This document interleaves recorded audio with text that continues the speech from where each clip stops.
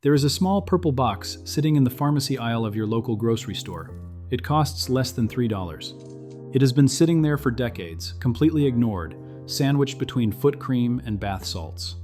And what is inside that box is exactly what mechanics used to bring dead car batteries back to life in the 1950s and 1960s. Before that knowledge quietly disappeared from every single workshop manual in the country. Not because it stopped working, not because someone found something better, but because the moment it stopped being profitable to teach it, it simply vanished from the official record. Let that sink in for a second. We are talking about one of the most common problems that exists in automotive maintenance: a dead battery. Something that happens to millions of drivers every single year. Something that costs the average American between $100 and $200 every few years. Something that mechanics and auto parts stores count on as a reliable, recurring source of income. And there is a $3 fix sitting in the pharmacy aisle that the industry would rather you never knew about. Now, before we go any further, I want to be completely honest with you, because there is a lot of misinformation floating around on this topic, and I am not going to add to it. This is not going to work on every single dead battery in existence. Nothing will. But it works on the most common reason batteries die, which is a process called sulfation. And according to studies on military vehicle batteries, sulfation is responsible for more than 80% of all discarded lead-acid batteries that are thrown away every year.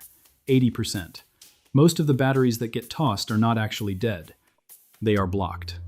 And there is a massive difference between those two things. To understand why this works, you first need to understand what is actually happening inside your battery when it dies.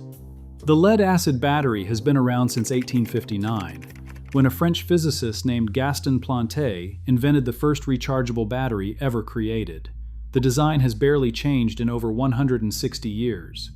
Inside every car battery, motorcycle battery, truck battery, and boat battery on the road today, there are a set of lead plates submerged in a solution of diluted sulfuric acid. Every time that battery discharges, the acid reacts with the lead and forms crystals of lead sulfate on the surface of those plates. That is normal. That is literally how the battery works. The problem occurs when the battery is left discharged for too long, or when it goes through hundreds of charge cycles over years of use, because those lead sulfate crystals start to harden. They grow larger. They become permanent. They begin to coat the plates so thoroughly that the battery can no longer store or deliver a meaningful charge. The plates are essentially buried under a layer of rock-hard mineral buildup. The battery reads low voltage, refuses to hold a charge, and the mechanic tells you it is time for a new one. You pull out your credit card, spend $150, and everyone moves on. But here is what nobody tells you. That battery was probably not dead. It was sulfated. Now here is where the $3 box comes in. The substance inside it is called magnesium sulfate. You probably know it as Epsom salt, the stuff people dissolve in bathtubs for sore muscles. It is one of the most abundant and inexpensive chemical compounds on Earth. And when it is dissolved in distilled water and carefully introduced into the cells of a sulfated lead-acid battery, something interesting happens at the chemical level. Magnesium is a more reactive metal than lead. When magnesium sulfate is present in the electrolyte alongside lead sulfate crystals, the magnesium begins to displace the lead in those hardened surface deposits. The lead sulfate starts to break down and re-enter the solution. The plates gradually begin to clear. Combined with a slow, prolonged charge, the battery can regain real, measurable capacity that it had not had in years. This is not a theory cooked up on a YouTube channel. Battery University, one of the most respected technical references for battery engineers and researchers in the world, documents magnesium sulfate and other salt additives as legitimate tools for reducing internal resistance in sulfated lead-acid batteries and extending their service life. The Candle Power forums, which are frequented by serious electrical engineers and technicians, have threads going back over a decade where people have documented reviving motorcycle batteries they were getting 3 years out of and suddenly getting 6.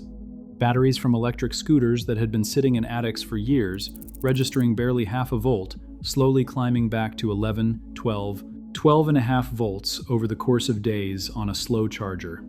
A man on the Good Sam community forums documented a group 27 12-volt battery with a bad cell that started at 10.5 volts and slowly climbed to nearly 12 after the treatment and extended charging. This information is everywhere on the internet if you know what to search for. The people reporting results are not scammers.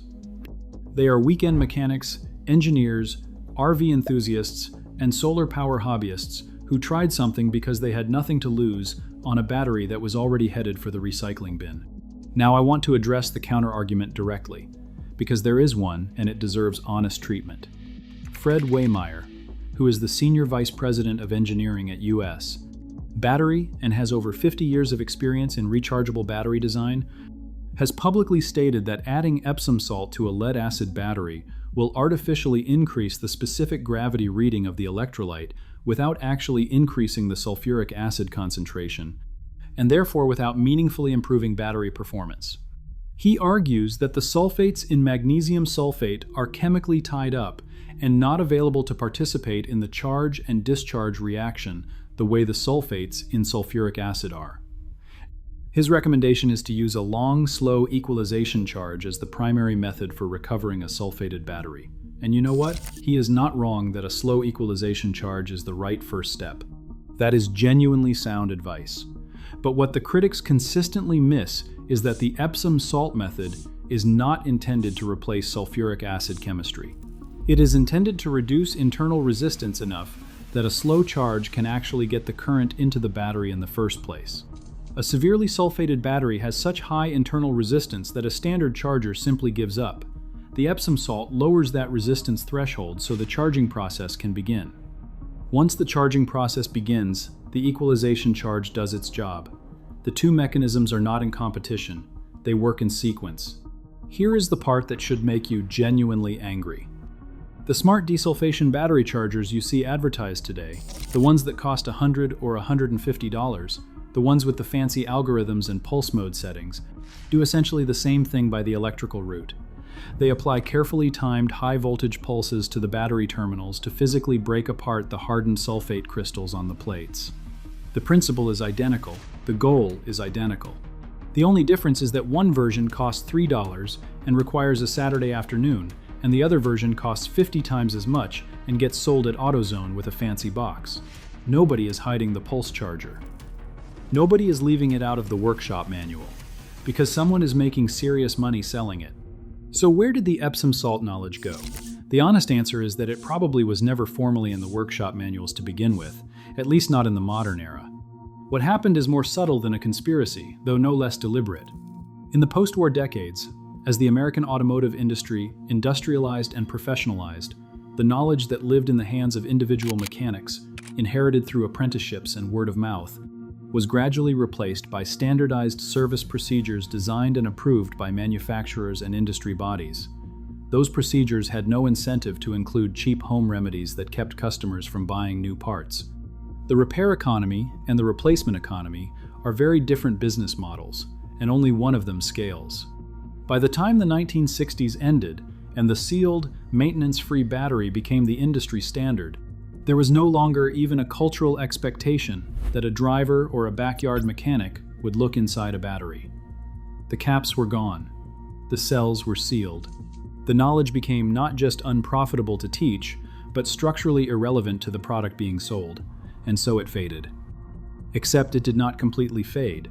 It survived in RV forums, in solar power communities where a bank of lead-acid batteries might represent hundreds of dollars that cannot easily be replaced, in motorcycle groups where a dead battery in February means a bike that will not start until April, in the comments sections of electrical engineering forums where someone with a username and no particular reason to lie mentions that they have been adding a small amount of Epsom salt solution to their batteries every couple of years for decades, and the batteries last twice as long as they are supposed to.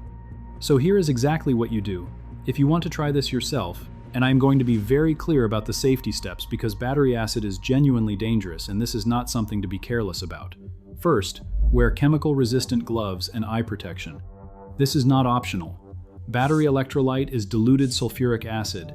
It will burn your skin and it will blind you if it gets in your eyes. Second, work in a ventilated area, because charging batteries generates hydrogen gas, and that is flammable. Now for the process itself. Heat about 1 cup, roughly 250 milliliters, of distilled water, not tap water, distilled, to around 65 degrees Celsius, which is 150 degrees Fahrenheit. Add several tablespoons of Epsom salt and stir until it is completely dissolved. There should be no visible granules remaining. Remove the cell caps from your battery, if it has them, and use a small funnel to carefully introduce the warm solution into each cell. Do not overfill. The electrolyte level will rise, and you need to leave room. Replace the caps and connect the battery to a slow 2-amp charger for at least 24 hours. Battery University explicitly notes that results are not instantaneous, and it can take up to a month of use before the full benefit becomes clear. Do not expect the battery to suddenly jump from 10 volts to 12.5 overnight. The chemistry is working on a timeline measured in days, not minutes. If this works, and in many cases it will, you will have spent $3 in a few hours recovering a battery that would otherwise have cost you over $100 to replace. If it does not work, you have lost $3 and confirmed that the battery has a failure mode beyond sulfation, such as a cracked plate, a shorted cell, or physical damage, and you are going to replace it anyway. The downside is essentially zero. The upside is potentially years of additional service life from something that was already headed for the trash. The next time a mechanic tells you that your battery is dead and needs to be replaced, before you hand over your credit card, go to the pharmacy aisle first. The purple box next to the foot cream, $3.